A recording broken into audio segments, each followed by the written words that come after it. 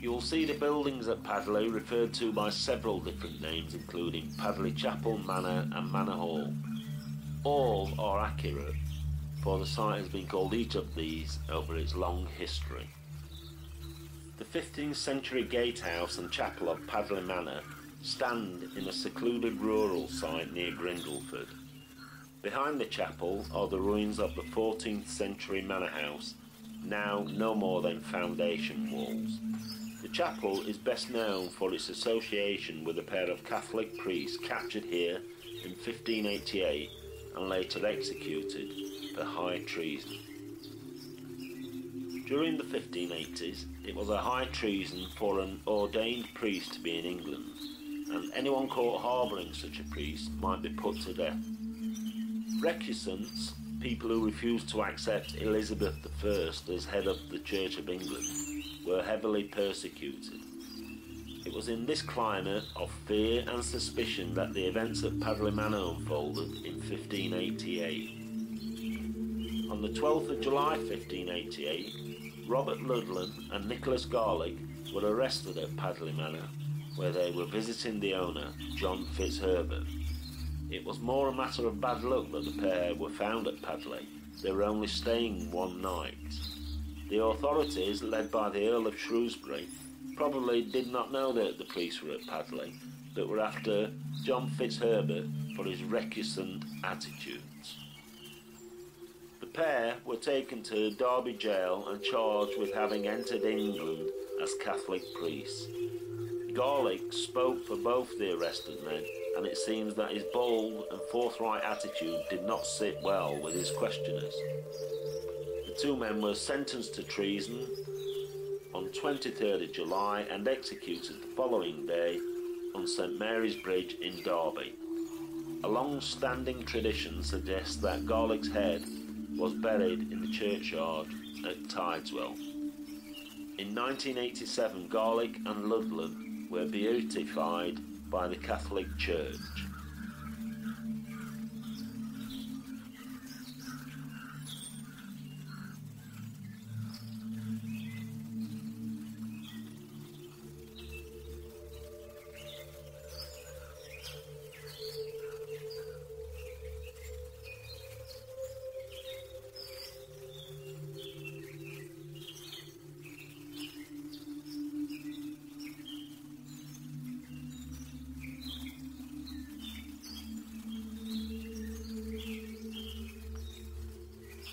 There was almost certainly a manor house here before the Norman conquest, though nothing remains of that first building.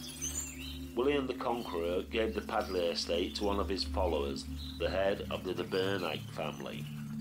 The Bernachs changed their family name to Padley after their estate, and ruins to the west of the Padley site show where the family extended the existing hall house. The Padley family held the manor for over 350 years and extended the original hall house to create a medieval manor around 1350. The male line died out in the early 15th century, and the last Padley was a young woman named Joan, who married Robert Eyre. The couple settled at Padley and extended the manor house with the addition of the very fine gatehouse we see today. The gatehouse was a status symbol, an indication of their wealth and influence.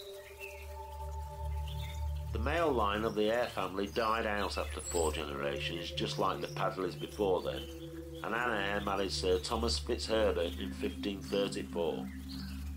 Sir Thomas gave Padley to his younger brother John. Both Fitzherberts were staunch Catholics. Thomas spent 32 years in prison for his beliefs, dying in 1591. A year after his brother, who also died in prison.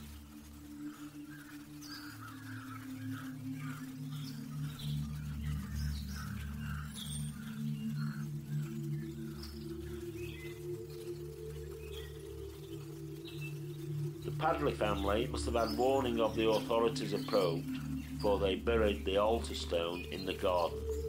It was uncovered in 1934 and reinstated in what would have been the family chapel.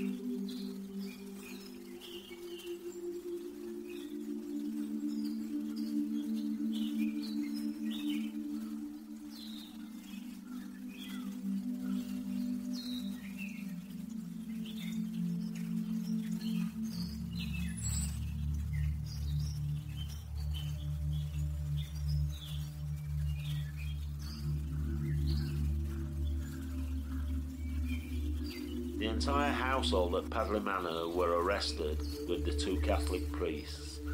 The manor was seized and passed through several owners before returning to Fitzherbert's hands.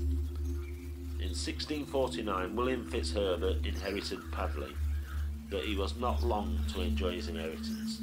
Heavy fines for recusancy, combined with family debts, forced William to sell Padley once more.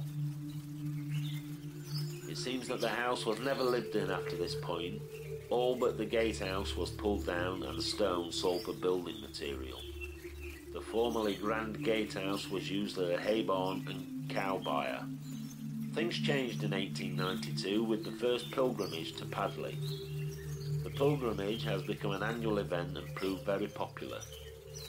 In 1931, the gatehouse and some adjoining property was purchased by the Diocese of Nottingham.